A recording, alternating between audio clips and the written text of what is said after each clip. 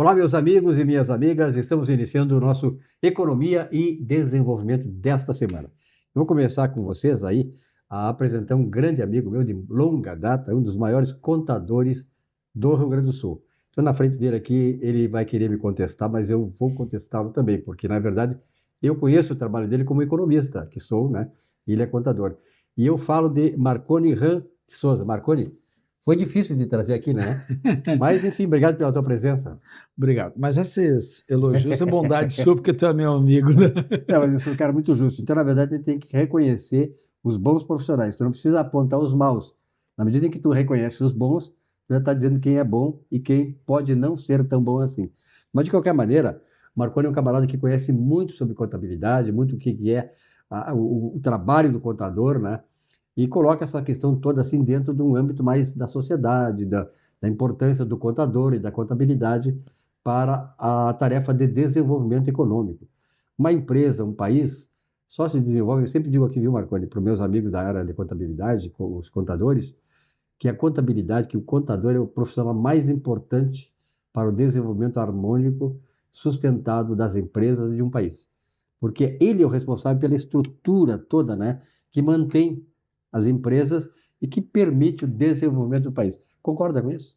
Sim, sim. Na verdade, nós contadores temos, digamos assim, o maior banco de dados Uhum. econômicos, financeiros de uma empresa está na mão do contador. Agora temos que fazer bom uso desses dados, né? Tirar, sugar algumas coisas ali que sejam bem interessantes para ajudar, inclusive, na gestão das empresas. E hoje Esse é o principal objetivo. Com certeza. E hoje não há empresa que se desenvolveu, que cresceu, que esteja lá no topo, que não tenha tido lá um trabalho de um contador. Sim, E sim. que não esteja sustentada no trabalho do contador.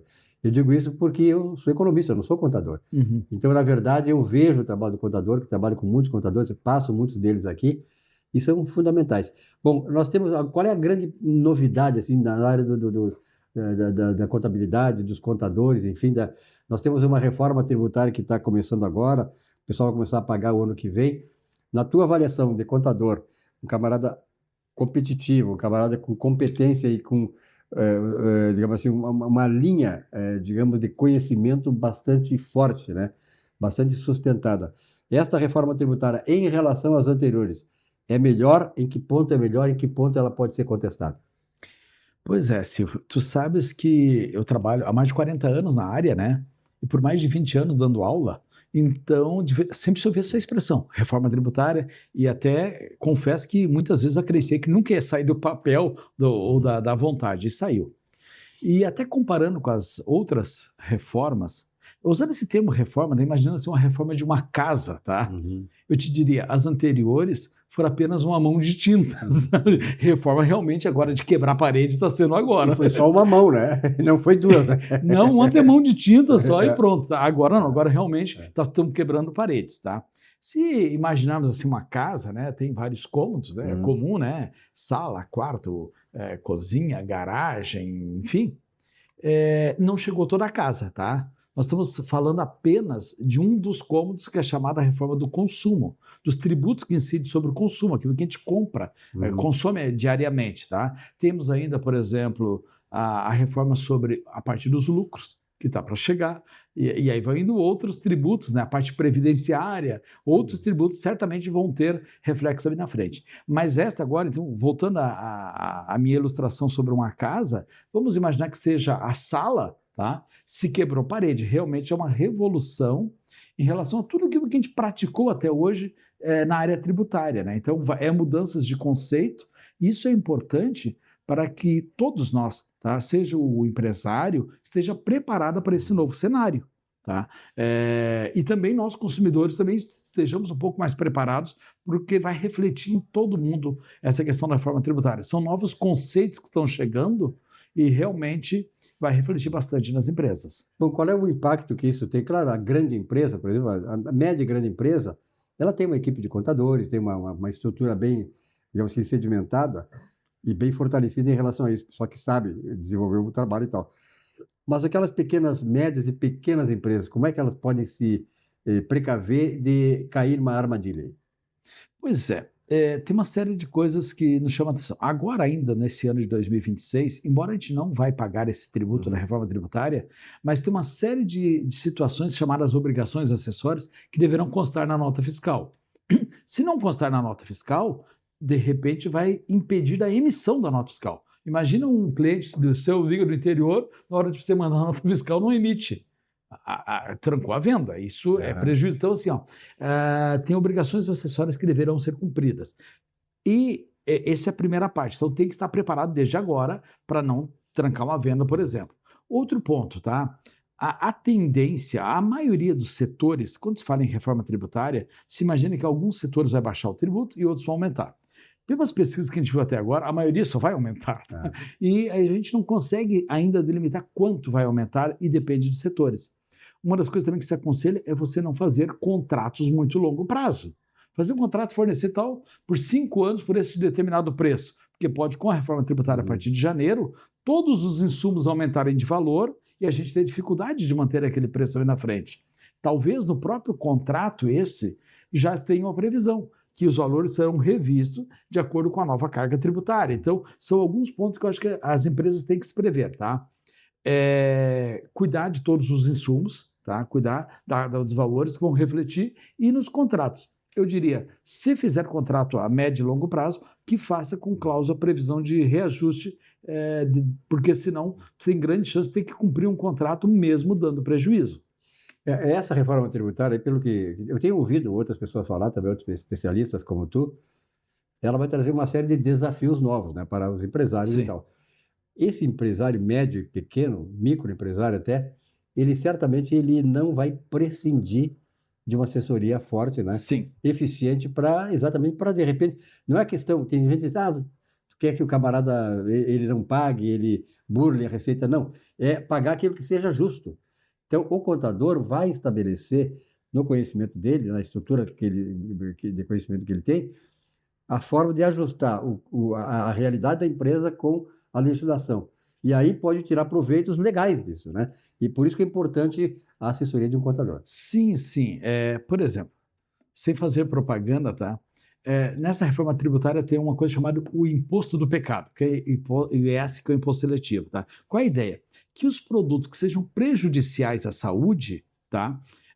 Ou ao meio ambiente, eles vão ter uma tributação adicional para encarecer e inibir o consumo tal.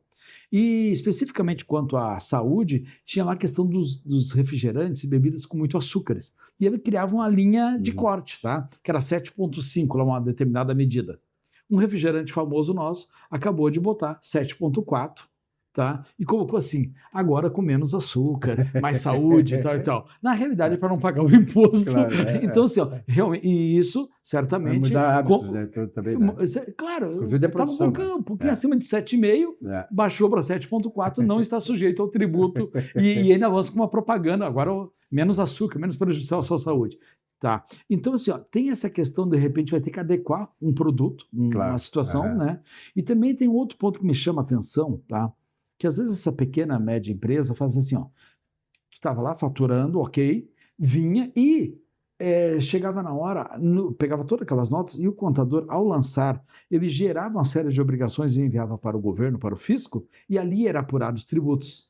Então, muitas situações se corrigiam no momento que o contador lançava. E agora, esse foco, ele se transfere. Boa parte do cálculo dos tributos é feito na hora da emissão da nota fiscal. Então, uma dica para o pequeno empresário, então, assim, você vai ter que investir lá na emissão da nota fiscal. O que é? Desde equipamentos adequados, acesso à internet, que hoje em dia as notas fiscais são todas eletrônicas, software, né, tem que ter ali, e treinamento daquela pessoa que está emitindo nota fiscal. Ele é muito mais do que alguém para dar um comando e o enter e pronto. Ele já tem que saber emitir ali a nota fiscal, e não é assim saber na decoreba. Para que é esse produto? Qual é o destino? Vai ser revendido? A empresa ela vai usar para seu consumo próprio? Se fosse comprar essa mesa aqui, para quê? É para dentro da residência de uma pessoa ter um tratamento tributário, apenas ilustrando, tá? Não, vai ser para uma empresa que vai usar no seu imobiliário, é o tratamento tributário, provavelmente. Não, é para uma loja que vai revender a mesa. Então, a mesma mesa pode ter vários tratamentos tributários. E a pessoa que emitir a nota ela tem que estar ciente disso tudo. E claro que vai ter que necessitar de uma assessoria de um contador para ir dando essas orientações, né? Ainda bem que eu não sou empresário e não sou contador, que é muita confusão. Que, na verdade, aí por isso eu digo assim, ó, é por isso que você que é empresário, que está assistindo o programa, eu agradeço muito, tem muitos empresários pequenos, médios, micros, que veem o programa há muito tempo, nós estamos há quase 30 anos no ar.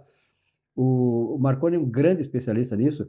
E depois tem uma coisa, o Marconi, além de tudo, ele é registrado como jornalista também. Ele tem essa facilidade de transmitir, que muitos empresários, às vezes, Marconi, tu deve saber muito bem. Tu fala para ele, o cara não sabe o que ele está falando.